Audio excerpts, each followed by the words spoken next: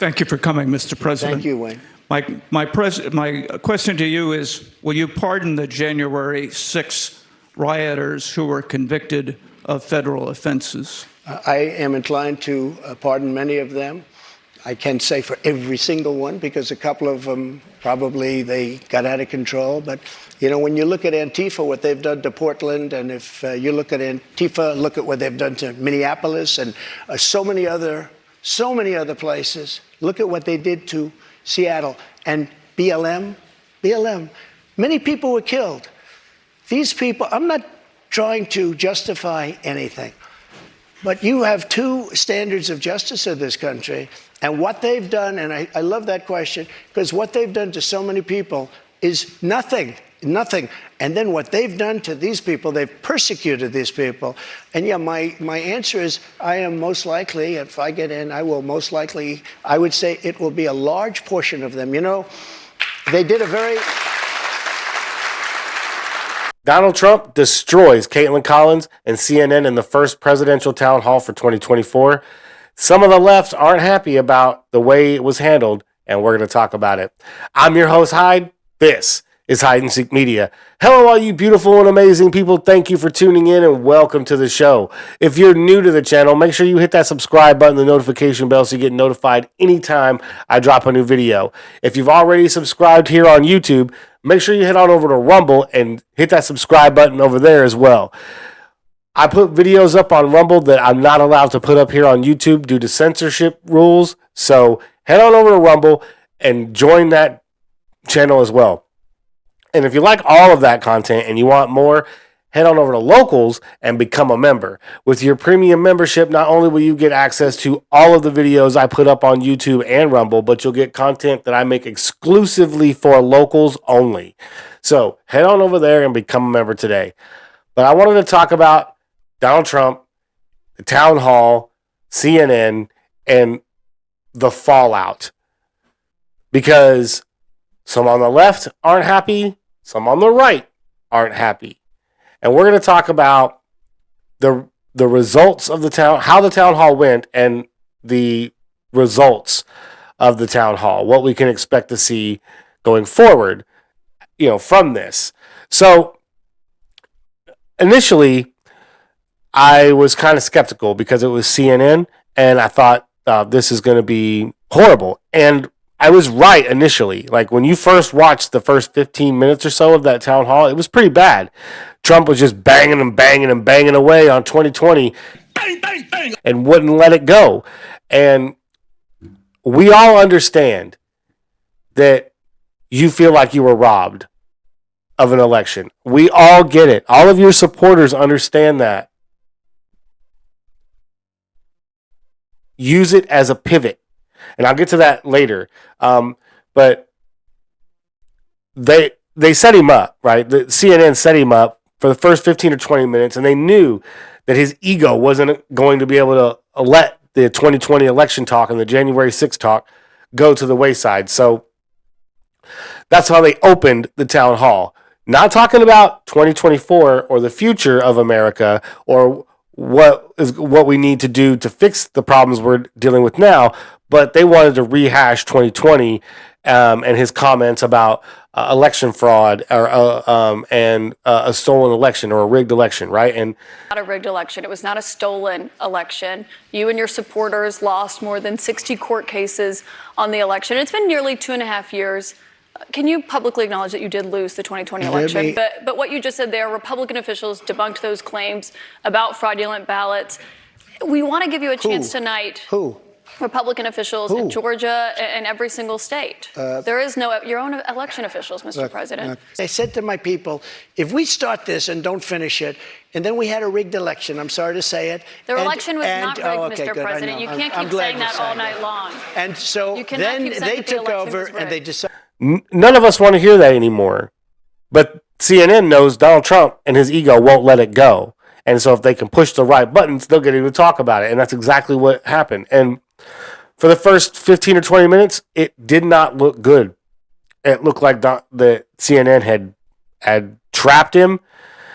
And then the Teflon Don shows up. And it just starts he just starts deflecting and rerouting questions and talking about things that need to be fixed in this country and going away from all that election talk and stuff. And that's when he started to really shine. He was laying out jokes and poking fun, and it was the Donald Trump we all expected to see. I didn't have a script. I don't need scripts like a certain person that's in Well, there right now. And it was the Donald Trump that CNN is trying to crush. Unsuccessfully, by the way, I might add. But I wanted to talk about this article I read in the Daily Wire. CNN scorched inside and out by leftist backlash over Trump town hall. Now, before I get into this article, I want to say that if you look at it from a left-wing perspective, okay, it is a failure. They didn't get Trump to say what they wanted to get him to say. You could tell they were chasing sound bites, and they just could not get him to say the words they wanted him to say that they could cut and manipulate to where, you know, they could really paint him in a bad light. So I get why some of these people like Ocasio-Cortez are upset. But they try to use the 2020 election in January 6th as the reason why they're upset, because he talked about it. And the thing that I don't really get is, why is Ocasio-Cortez bringing up January 6th in 2020? Right? Why are they constantly bringing it up? Why is the left continuously bringing up January 6th and the 2020 election? So they go on to say in this article, airing a 2024 campaign town hall with former President Donald Trump earned CNN a wave of reprisals from leftist critics inside and outside the cable news network. Representative Alexandria Ocasio-Cortez, who has built a 13.4 million user following on Twitter, excoriated CNN during the Wednesday night event as anchor Kaitlyn Collins attempted to push back on some of Trump's assertions about the Capitol riot, rigged elections, and more. About 52 miles of new wall when you were in office, Mr. President. It wasn't the complete wall. One other thing that with No, but I have to respond to that. With your immigration, it was only about 52 miles of new wall. This is what she does. I built hundreds of miles. Some of the wall was up there, and it would be laying on the ground, rusted, rotten steel, rusted, rotten wood, a little. And what the radical left, crazy Democrats did, if there's a piece of wood laying down, they consider that a wall. I built 30-foot walls that go down 7 feet into the ground. If there was a little piece of wood sitting in the ground, they said, oh, he's not building a wall. We already had a wall. Because this is the game. They're a party of disinformation. It's not a game, Mr. President. It's about 52 miles of new wall. One other immigration policy you had when you were in office. I built new wall. 52 miles, for hundreds of miles. CBP, Mr. CNN should be ashamed of themselves. They have lost total control of this town hall to, again, be manipulated into platforming election disinformation, defenses of January 6th, and a public attack on a sexual abuse victim, the Congresswoman tweeted, referring to writer E. Jean Carroll. Now, in the town hall, Trump adamantly denies ever knowing that woman, ever meeting that woman outside of taking a photo with her and her husband one time. I never met this woman. I never saw this woman. This woman said, I met her at the front door of Bergdorf Goodman, which I rarely go into other than for a couple of charities. I met her in the front door. She was about 60 years old, and this is like 22, 23 years ago. I met her in the front door of Bergdorf Goodman. I was immediately attracted to her, and she was immediately attracted to me. And we had this great chemistry. We're walking into a crowded department store. We had this great chemistry, and a few minutes later, we end up in a room, a dressing room of Bergdorf Goodman, right near the cash register. And then she found out there were locks on the door, so she said, I found one that was open. She found one. She learned this at trial. She found one that was open. What kind of a woman meets somebody and brings them up, and within minutes, you're playing hanky-panky in a dressing room, okay? Now, they go on to say, the town hall, the first CNN event to feature Trump since the 2016 campaign, took place one day after a jury found Trump liable for sexually abusing and defaming Carroll, but not liable for rape. Trump denied knowing Carroll and called her a whack job. This falls squarely on CNN, Ocasio-Cortez said. Everyone here saw exactly what was going to happen. Instead, they put a sexual abuse victim in harm's way for views. This was a choice to platform lies about the election and January 6th with no plan but to have their moderator interrupted without consequence. Now, what I noticed was the moderator trying to interrupt Trump a number of times and re-asking questions that he had already answered over and over again because she was just desperate to get that gotcha moment, that soundbite that was going to catapult her career at CNN and on cable news, right? It was pretty bad. It was pretty disgusting, actually, if you ask me. But they go on to say, with his arms crossed, MSNBC host Joe Scarborough called the town hall disgraceful on every level. He called Trump a propagandist, said the most shocking element to him was that the New Hampshire audience cheered on Trump at times and concluded that what he witnessed was as chilling as anything I've seen on television since January the 6th. That, to me, is one of the dumbest freaking takes I've ever heard. Okay, because first of all, Trump's defense of January 6th, there was hundreds of thousands of people there. And you had what? A couple hundred, 800, maybe 1,000 people enter the building. Out of 100,000, so 1%. You had 1% of the people there protesting enter the building and cause some problems. Now ask yourself why there was 100,000 plus people at the Capitol protesting on January 6th. Let's not focus on the bad actors that went into the building. Let's focus on the 99,000 other people out there that were protesting something. You know, they always do that with the BLM riots, right? We don't want to talk about the bad actors and the people burning the things down and the people who shot, people in the streets like David Dorn. But we want to talk about what they're protesting for. It's the movement that they're protesting for that's important. But not January 6th, right? Not January 6th, because some bad actors went into a building they weren't allowed to go into. They didn't set it on fire. They didn't steal anything from, well, some people did steal some things from it. They didn't ransack the building, right? They didn't destroy it. The only person that was killed on January 6th was shot by a Capitol police officer. So you can't compare the two. But yet, these people try to make January 6th out to be this terrible, terrible thing that happened in this country. And if 100,000+ people protesting the results of an election is a terrible thing, you have to ask yourself what brought that on. Now, some people will say it was Trump and his claims that the election was rigged and stolen from him from election night on. And some people question that. But I'm not going to get into that here because I don't want YouTube to give me a strike and to take this video down. So, you want to hear my thoughts on 2020, go check out my Rumble channel. The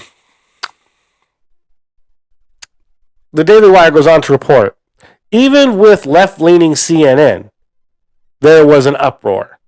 CNN and News Network boss Chris Light are facing a fury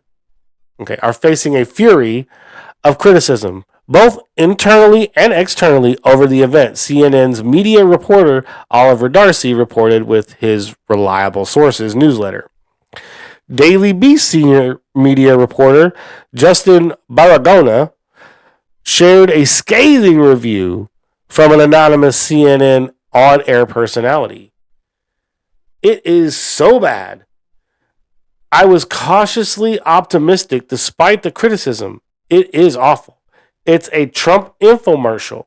They're going to get crushed, this person reportedly said. Gary Tachman, a CNN national correspondent, interviewed several audience members after the town hall and found none of their opinions about Trump had changed afterward. One audience member chided CNN for jumping right to questions about the past at the start of the event rather than focusing on issues when asked if it was bothersome that Trump focused so much on the 2020 election rather than 24. Quote, I feel like part of it is also the media narrative. As you guys asked him the first question at the town hall about the 2020 election rather than current stuff, said a 40-year-old Republican who voted for Trump twice. CNN released a statement after the town hall defending its decision to host Trump and praising Collins for how she conducted herself during the event in which Trump dubbed her a nasty person at one point. And it was towards the end of the night that he did that because she had kept interrupting him and just kept saying, you're lying, you're whatever basically saying that what he was saying wasn't true.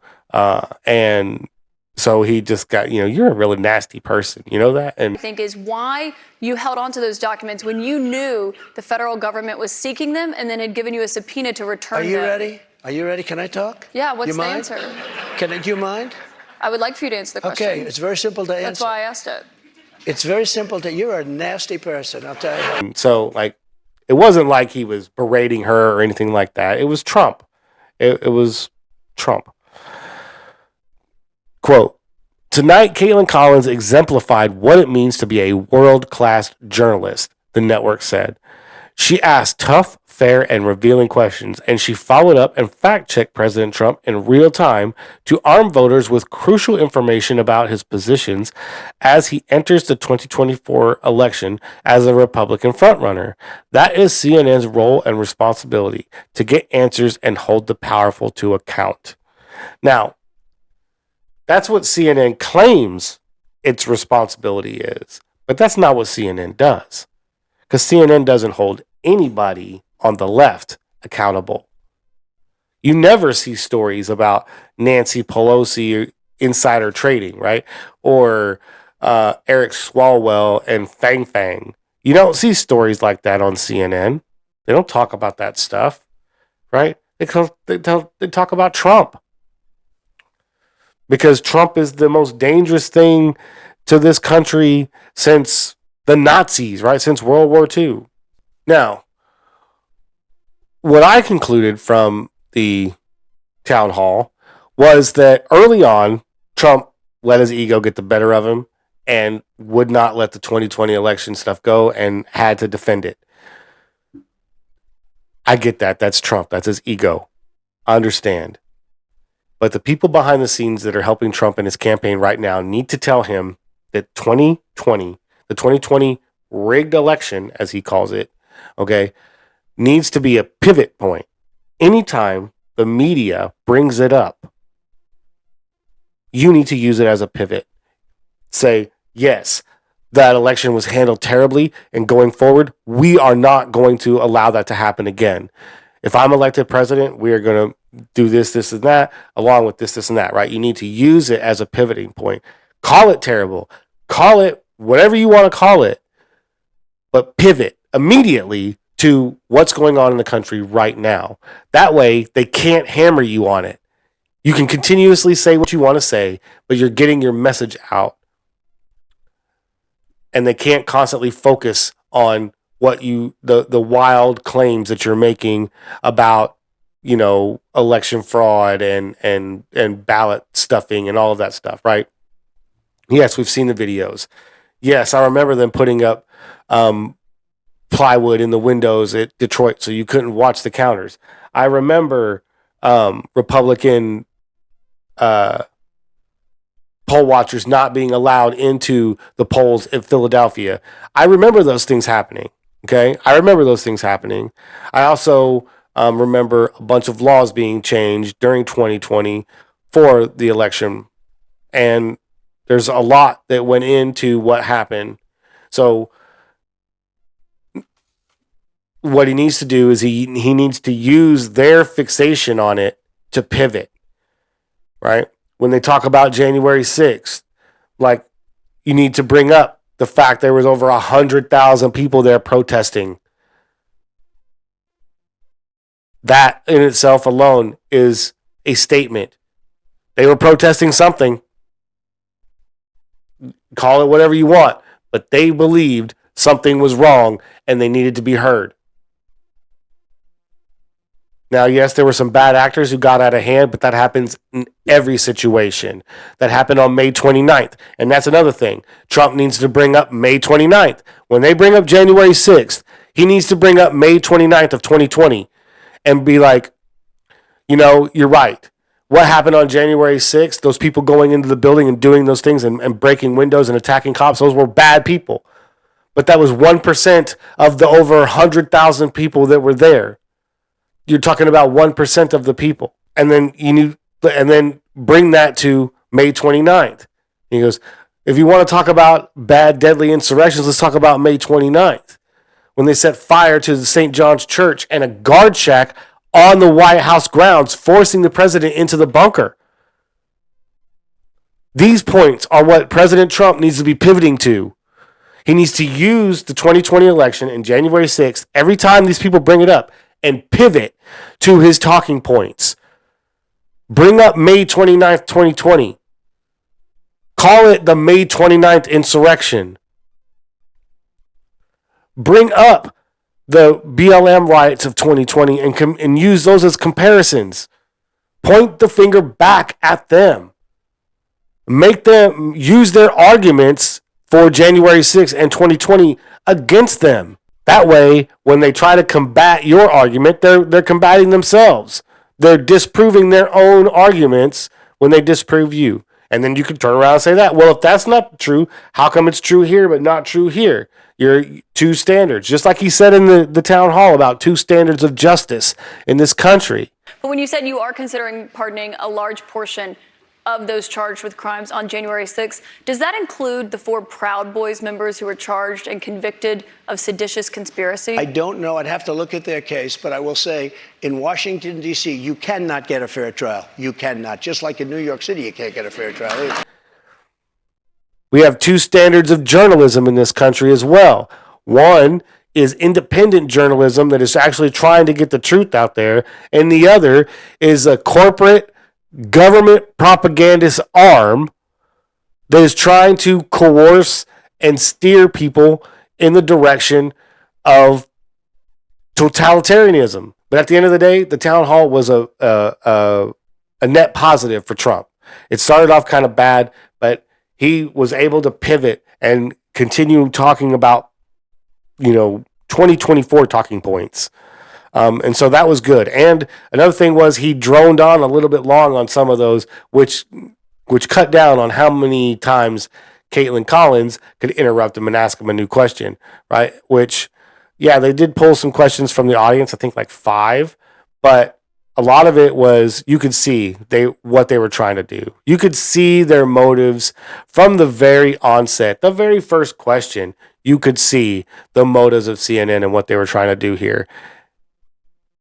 Trump is just better at this game and beat him.